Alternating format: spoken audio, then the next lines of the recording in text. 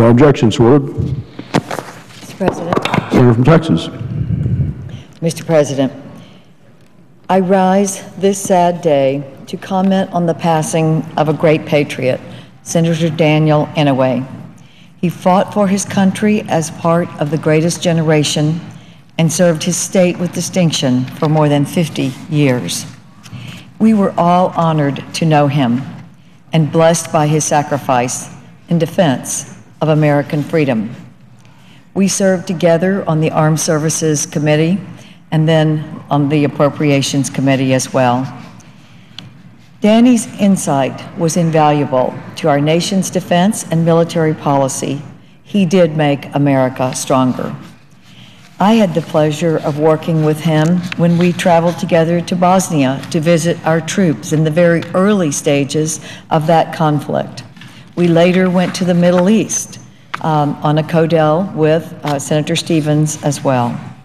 One of the pictures in my offices is Senator Stevens, Senator Inouye, Senator Snowe, and myself in our helmets and flak jackets the first time we flew into Sarajevo in the early 90s when the Serbs had still been shooting from the hills into the airport. Mr. President, in 1995, on the 50th anniversary of the end of World War II, Senator Inouye and a number of other World War II veterans gathered at the Smithsonian to reminisce about their time in battle. Senator Inouye recalled the morning of December 7th at Pearl Harbor, when he recognized that the men in the Japanese planes looked like him. And he said he knew then his life would never be the same. As soon as the Army permitted Japanese Americans to volunteer, he signed up and ventured to the mainland United States for the first time in his life. He and his fellow Hawaiians of Japanese descent worried about how they would be treated in the United States. But as he recalled it, they encountered kindness and respect at every stop their train made. By the time he finished his training and prepared to depart for Europe, he said he had learned that this was truly a country worth dying for, and certainly one worth sacrificing an arm in order to preserve our freedom and our way of life. He did lose his arm, and it was during this time that he also distinguished himself to earn the Congressional Medal of Honor, the highest military award in this country for valor. Mr. President, there's often talk of partisan acrimony in Washington, but we know that strong friendships can form across party lines. Senator Inouye and Senator Ted Stevens had such a friendship.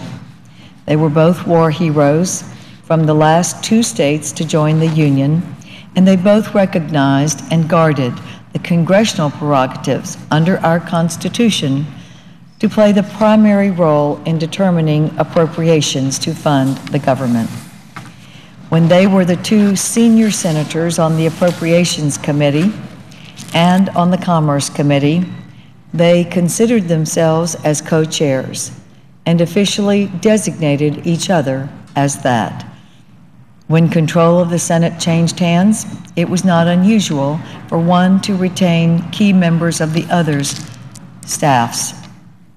So today I add mine to the many voices mourning his passing and say to his family, you are in our thoughts and prayers.